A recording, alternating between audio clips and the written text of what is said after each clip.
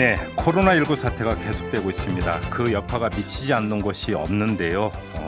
가장 먼저 미치고 있고 가장 심각하게 미치고 있는 부문 가운데 하나가 바로 우리의 기본인 먹고 사는 문제가 되겠습니다. 노동 분야에도 코로나19 사태 여파가 그대로 지금 미치고 있는 상황인데요.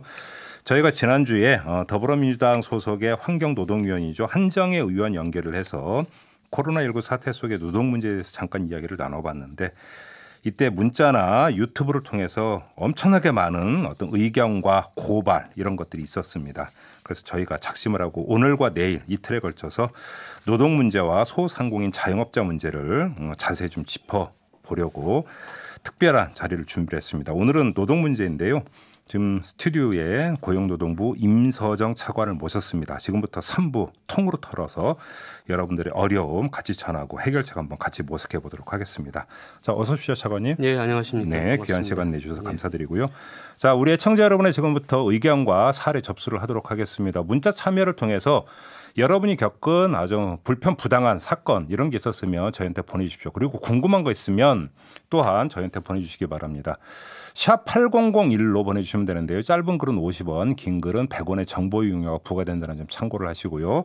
유튜브 라이브로 김종배의 시선집중 지금 진행이 되고 있습니다. 유튜브에 들어가셔서 의견 달아주셔도 되고요. MBC 미니로 의견 달아주셔도 됩니다.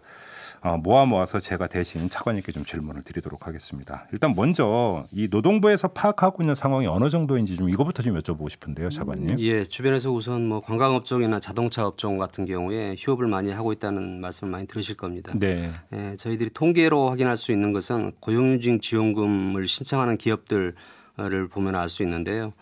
지난해 3월 2일 기준으로 이 지원금을 신청한 기업수가 255개소였습니다. 네.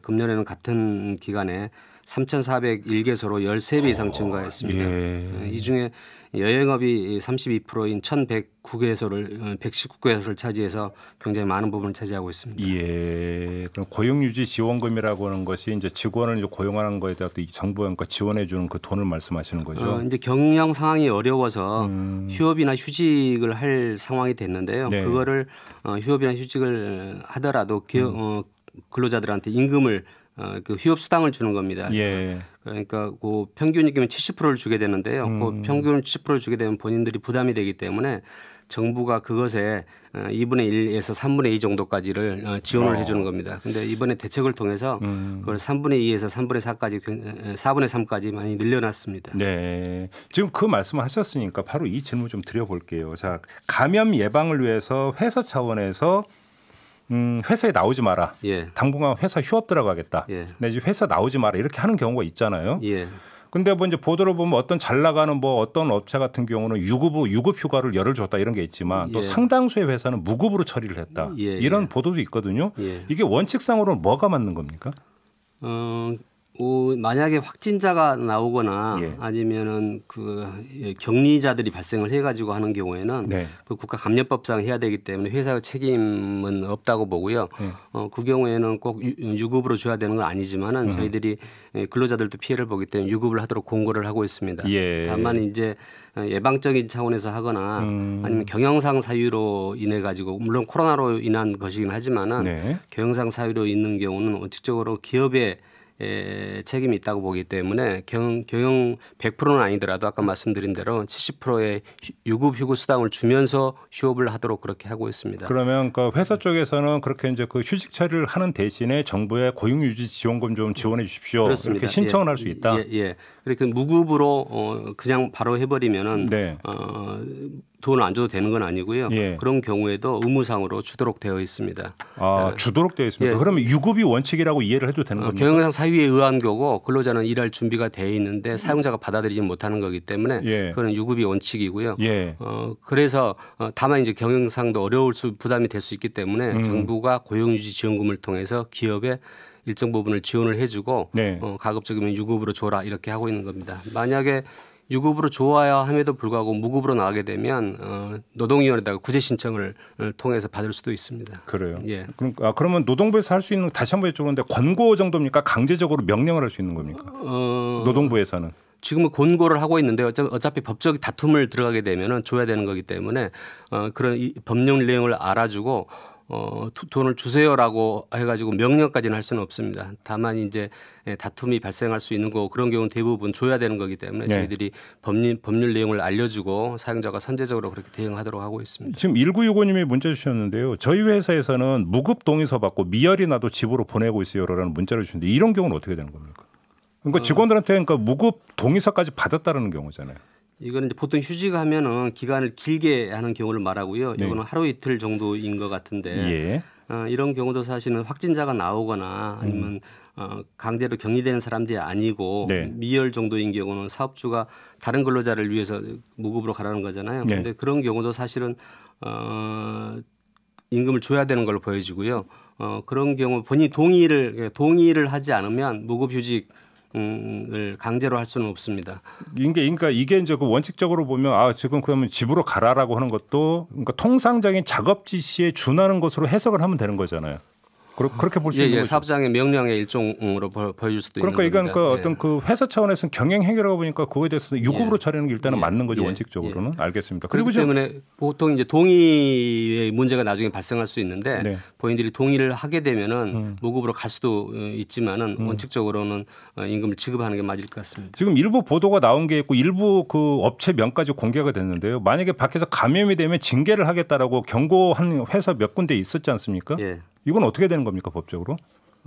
그거는 징계는 나중에 징계가 유효한 건지 부당한 네. 징계인지 아닌지를 다투게 될 것 같은데요. 그러니까 본인이 기업 내에서 업무상 관계없이 네. 외부에서 걸려온 것은 약간 불가항력적인 측면들이 있지 않습니까? 네, 그거를 회사의 업무와 연관시켜서 징계를 한다면 이거는 뭐 정당하지 않을 것 같고요. 그런데 네. 구체적인 사안들은 어떻게 연결되는지는 개별 건들끼리 연결이 되기 때문에 제가 뭐 일률적으로 말씀드릴 수는 없지만 어떻든 단순히 이 확진이 됐다 또는 코로나에 걸렸다는 것만 가지고 징계를 삼는 것은 부당한 사유가 될 가능성이 높을 것 같습니다.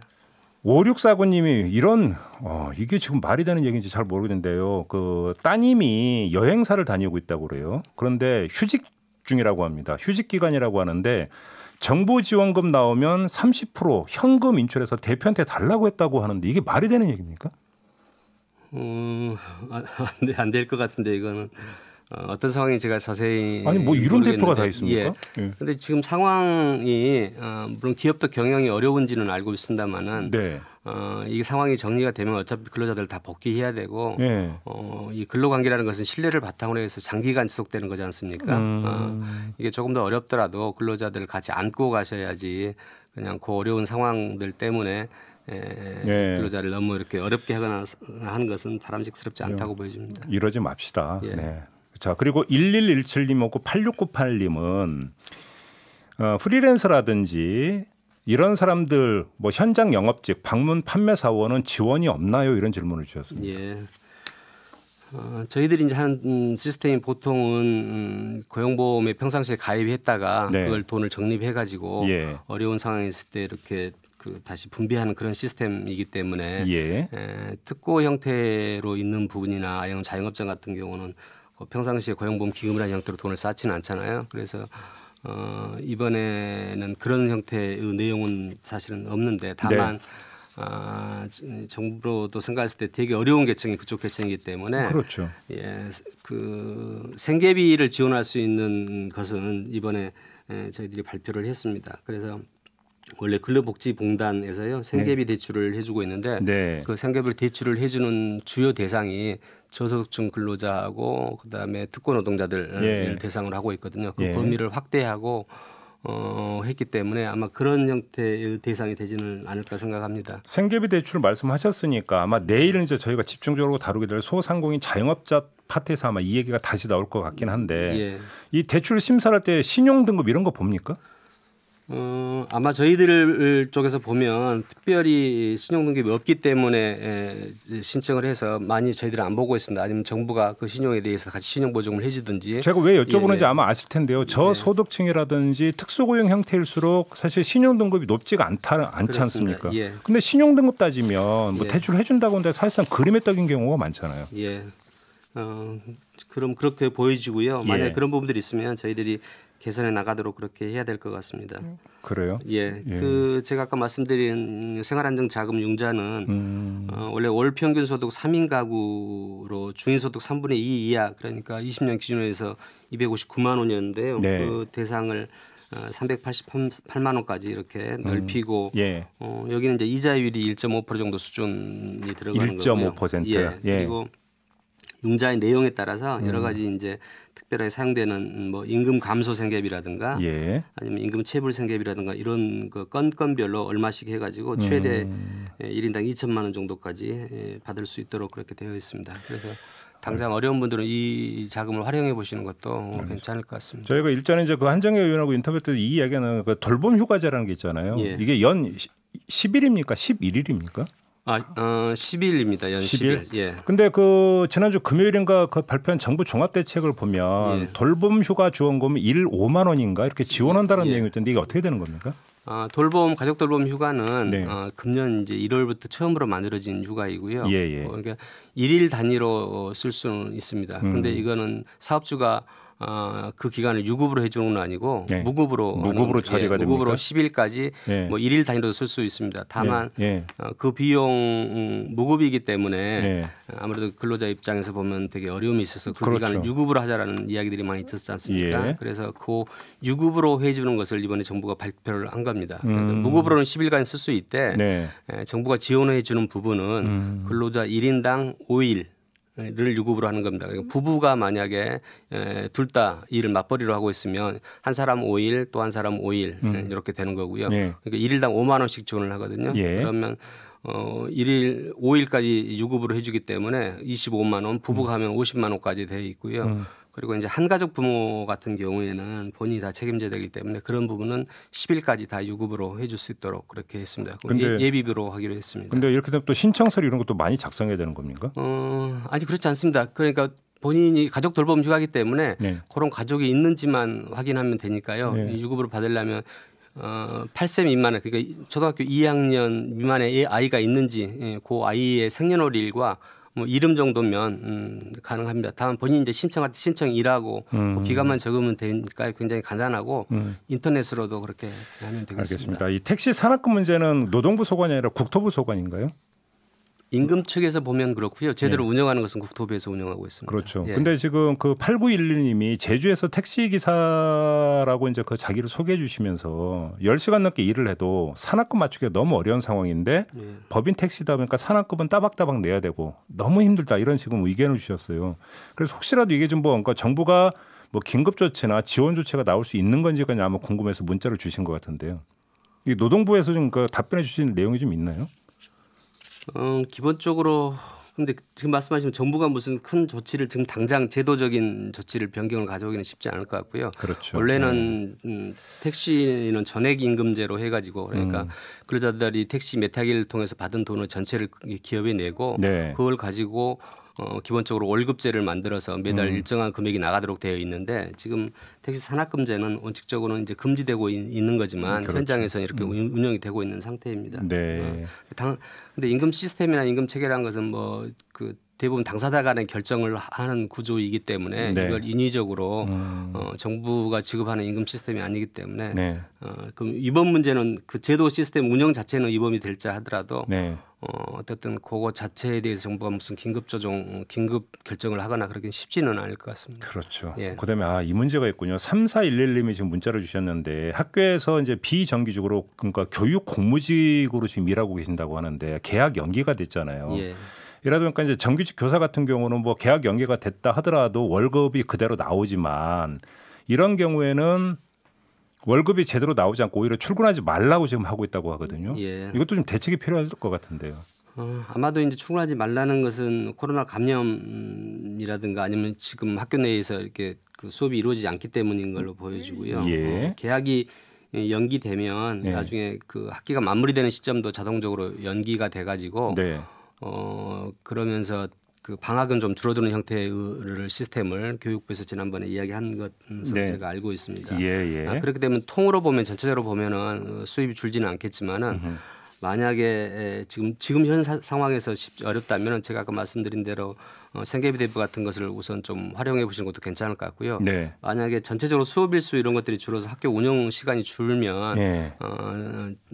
후반기에 가서도 임금 자체가 보전이 안 되는 수도 있을 것 같은데요. 예. 그런 경우는 아마 교육부나 아니면 교육감이 교육청 이런 데서 좀 논의가 돼야 될 것 같습니다. 왜냐하면 그쪽에 있는 근로조건 결정은 교육감이 맡고 있기 때문에 전체적으로 그렇죠. 통으로 고민을 같이 해야 될 것 같습니다. 그러게요. 자, 그리고 이제 가장 많이 들어오고 있는 어떤 내용 중에 하나가 이제 연차인데요. 예. 이제 그 일감이 떨어지고 뭐 이러다 보니까 이제 회사 쪽에서 강제로 연차를 쓰도록 예. 강제를 하는 사례가 많다고 지금 하는데요. 예. 4059님도 그런 문자를 주셨고 예. 이거 어떻게 해야 되는 겁니까? 연차는 강제로 우선 보낼 수 없고요. 예. 그러니까 연차라는 것은 당사자가 쓸 수 있는 계획을 가지고 신청을 하는 거기 때문에 그 예. 시기는 조정할 수 있겠지만 회사 예. 상황에 따라서 예. 강제로 보낼 수는 없어서 나중에 못 쓰게 됐을 땐 유급으로 받는 연차를 이번에 연차를 그렇죠. 써라 강제되는 건 아닙니다. 예. 예. 예. 근데 이렇게 이제 강제로 그러니까 연차를 쓰도록 이제 그렇게 강제를 하면은 예. 고발을 할 수가 있나요? 또 지금 현재는 이제 연차를 안 주는 경우에 대한 건데요. 네. 실질적으로 연차를 강제해가지고 하게 되면 그거는 정상적인 연차라고 보기 어려울 것 같습니다. 근데 실제로 이제 그 저도 주변에서 많이 듣거든요. 강제로 연차 쓰게 한다는 회사 많다는 얘기를. 예. 비일비재한 걸로 저도 알고 있는데. 아마 당사자 간에 좀 협의가 돼야 될 것 같은데요. 예. 본인들이 봤을 때 도저히 동의가 안 되거나 지금 회사 상황이 어렵기 때문에 서로 간에 협의를 해서 이 정도는 양해가 되겠다라고 네. 하는 경우도 아마 있을 걸로 생각이 되고요. 예. 그럼에도 불구하고 회사가 회사 입장만을 생각해서 강요를 한다면 네. 제가 아까 말씀드린 대로 그거는 연차라고 보기는 어려울 것 같고요. 예. 나중에 그 연차 일수 중에서 본인이 획득한 연차 일수 중에서 그걸 공제하지 않고 만약에 공제하지 않고 본인이 생각했는데 그걸 임금 보상도 나중에 이루어지지 않았다. 네. 그럴 때는 고용노동부에 그 임금 부지급이라든가 예. 이런 형태로 문제를 제기하는 수는 있을 것 같습니다. 진정을 제기하시면 저희들이 구체적인 내용 고민을 하도록 하겠습니다. 4381님은 우리 회사는 개인 회사라 연차도 없어요. 또 이런 뭐 문자도 보내주셨네요. 자, 그리고 7564님. 개인 회사에도 연차는 있습니다. 있어야 되는 거죠. 예, 연차는 당연히 있어야 되는 거죠. 5인 이상으로 지금 되어 있는데요. 예. 법적으로는 5인 이상인데 예. 15일부터 보통 25일 정도까지 있고요. 저희가 알기로는 5인 미만이라 하더라도 보통 90% 이상이 10일 약간 미만 정도 되는 연차를 주는 걸로 제가 알고 있습니다. 예. 예. 자, 그다음에 이 문제를 안 여쭤볼 수 있는 마스크 문제인데요. 예. 7564님 그대로 읽어드릴게요. 이 동생이 병원 물리치료실에서 일하고 있습니다. 지난주부터 병원에서 마스크를 지급해주지 않는다고 하네요. 그래서 시골에 사시는 어머니가 우체국에서 3시간 줄 서서 사오신 마스크를 동생에게 택배로 보내줄 예정입니다. 참으로 슬프네요. 문자가 이렇게 돼 있는데요. 네. 회사에서 자 근무 시간에 마스크를 쓰라라고 업무 지시가 내려오면 예. 회사에서 마스크를 지급해 주는 게 맞는 거죠, 네, 차관님. 당연히 지급해 줘야 되고요. 예. 예.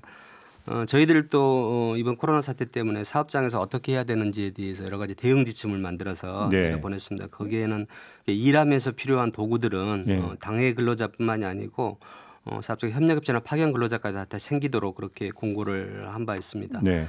다만 이제 아마 사업장에서 그런 게 제대로 안 되는 부분들은 사업장이 잘 몰라서 그런 경우도 있을 수 있고요. 네. 지금 이제 마스크 유통 자체가 제대로 많이 안 되다 보니까 한편 그런 부분도 있을 걸로 생각합니다. 네. 그래서 마스크 유통도 제대로 되면서 사용자들이 일을 시킬 때는 반드시 근로자들이 일하면서 필요한 도구들 예. 특히 최근 같으면 마스크와 손 소독제는 반드시 준비할 수 있도록 하고 있고요. 저희들이 매주 감독관들, 근로감독관들이나 산업안전감독관을 통해서 네. 전국에 있는 사업장들에 이렇게 전화를 해서 유선을 통해서 확인을 하고 있습니다. 그리고 사업장에 자체 점검표도 보내가지고 잘 모르고 있는 부분들은 인지를 시켜주고요. 또 알면서도 못했던 부분들이 있으면 서둘러서 지킬 수 있도록 그렇게 하고 있습니다. 근데 뭐 사장님께서 우리도 구해서 그러니까 지급하고 싶은데 못 구해서 지급 못하는데 어떡하냐 이런 식으로 나와버리면 어떡합니까? 예, 그 부분에 대한 우려 때문인데 어쨌든 그건 이제 전국적으로 예. 마스크 유통 문제에 대한 노력들을 하고 있기 때문에 네. 조만간 해소될 수 있을 걸로 보여지고요. 네. 알겠습니다. 근데 지금 차관님과 나누고 있는 이야기의 거의 상당 부분은 웬만한 규모의 회사, 그것도 정규직, 예. 노동자들에게 지금 한정돼서 이야기가 진행이 되고 있는 측면이 분명히 있습니다. 예. 그래서 앞서서 이제 프리랜서라든지 이런 분들에 대한 어떤 문제도 그러니까 잠깐 여쭤봤는데 또 사실은 사각지대에 있는 게 그렇습니다. 알바생들 아니겠습니까? 예. 이들에 대해서 보호나 지원 대책은 좀 강구가 되고 있는 게 있나요? 현재 지금 당장 아까 제가 말씀드린 그 생계비 이외에 저희들이 지난번에 봤을 때 세제 문제랑 금융 문제 이런 것들도 지원을 하고 있지만은 아마 알바생까지는 미치지는 쉽지 않을 것 같은 생각이 들고요. 본인들이 또 접근하기도 쉽지는 않을 것 같습니다. 추가적으로 추경이 있기 때문에 추경을 통해서 저희가 중앙 정부에서 할 수 있는 부분은 중앙 정부에서 하고 또는 지방 정부를 통해서 할 수 있는 부분들은 그런 부분들까지 좀 세심하게 갈 수 있도록 하도록 더 노력을 하겠습니다. 사실 이 코로나19 여파가 그 노동자에게만 미치는 게 아니라 사업주에게도 미치고 있죠. 그러니까 사업주도 어찌 보면 이중 삼중의 고통을 겪고 있기 때문에 일방적으로 사업주에 대해서 이래라 뭐 저래라 할 수 있는 부분이 아니라는 어떤 현실은 저희도 충분히 알고 있습니다. 하지만 상대적으로 열악한 위치에 있는 게 노동자이다 보니까 좀 이 문제를 짚고 있는데요. 자, 정리를 하면 그러면 노동자가 사업주를 통해서 정상적으로 어떤 그 대우를 받고 이런 거 말고 정부에게 어떤 그 지원을 받을 수 있는 방법이 아까 고용유지 지원금이라고 하는 것은 사업주한테 가는 거잖아요. 사업주한테 가지만 사업주가 그 일종의 전달 체계인 건데요. 사업주가 근로자한테 임금을 주지 않으면 사업주한테 지급을 하지 않습니다. 그러니까 고용유지 지원금은 사업주가 그 휴가 기간 동안에 근로자한테 임금의 일정 부분을 줬는지를 임금 대장 같은 것을 확인하고서 그 다음에 정부가 지원하는 거기 때문에 전달망을 사업주를 통한다는 의미이지 근로자한테 가지 않는다는 의미는 아닙니다. 그리고 아무튼 그럼 이제 정부의 직접 지원이라고 하는 것은 고용유지 지원금과 그다음에 이제 돌봄 그 휴가 생활비 지원하는 부분하고 이거 말고 또 이제 아직 이야기가 안 된 게 좀 더 있습니까? 이제 추경을 통해서도 일부 더 고민을 하려고 하는데요. 그런데 이제 지역별로 굉장히 어려운 상황들이 있습니다. 그러니까 대구나 경북 지역 같은 경우는 특히도 그렇고요. 대구나 경북 지역에서 이루어지고 있는 세부적인 부분까지 정부가 알 수는 없을 수 있기 때문에 이게 지역고용 대응 특별지원 사업을 고민을 하고 있고요. 그다음에 이제 관광업종이라든가 관광업종을 비롯한 관광을 통한 운송업종 이런 것들은 다른 업종들에 비해서 굉장히 더 어렵기 때문에 특별 고용 지원 업종으로 지정을 해서 조금 더 회복을 하는데 어려움을 덜하도록 하려고 하고 있고요. 그다음에 체불임금 문제도 발생을 할 수 있기 때문에 아까 말씀하신 대로 사업주도 좀 어려운 상황이기 때문에 그것이 고이든 아니든 체불을 더 늘릴 수도 있다고 생각합니다. 그런 부분들에 대해서 체불에 대한 생계비라든가 정부가 체불 기간 동안에 체당금이라는 정부가 일단 돈을 주고 나중에 받는 형태의 정책들도 같이 병행해서 할 겁니다. 알겠습니다. 앞서 먼저 저희가 2부에서 그러니까 재난 기본소득 이야기 잠깐 나누는 이건 노동부 차원이 아니라 범정부적으로 검토를 해야 되는 사안이죠. 그렇습니다. 차관님께 여쭤보기 요즘 뭐한 부분이죠. 그런데 사실은 그렇던 그런 비상조치가 좀 강구가 돼야 되지 않을까라는 의견도 좀 많이 나오는 것 같더라고요. 아무튼 좀 세심하게 살펴주시기를 좀 부탁을 드리고요. 이럴 때 이제 빈 구멍이 이제 발생을 하게 되는데 이것들 어떻게 좀 세심하게 꼼꼼하게 살피는가 이게 좀 중요한 문제인 것 같습니다. 자, 오늘 임서정 고용노동부 차관 모시고 코로나19 사태 속의 노동 문제를 다뤄봤는데요. 내일 이어갑니다. 내일은 소상공인 자영업자 문제를 좀 집중적으로 알아보려고 합니다. 조봉환 소상공인 시장진흥공단 이사장이 출연을 해서 오늘과 똑같이 소상공인과 자영업자의 어려운 점, 그다음에 정부가 지원해 줄 수 있는 내용이 무엇인가 이거에 대해서 자세히 얘기 나눌 계획이니까요. 자, 지금 이 방송을 듣고 계신 자영업자 여러분, 소상공인 여러분 혹시 궁금한 점이나 억울한 점 있으면 저희한테 문자로 보내주시고요. 이 방송이 끝나면 저희 김종배의 시선집중 홈페이지에 들어가시면 게시판이 있습니다. 게시판에 글 남겨주시면 저희가 내일 대신 이사장께 질문을 드리도록 하겠습니다. 역시 3부를 통틀어서 했는데도 시간이 많이 모자라네요. 좀 아쉬움을 남기면서 여기서 좀 마무리를 해야 될 것 같습니다. 지금까지 고용노동부의 임서정 차관이었습니다. 고맙습니다, 차관님. 감사합니다.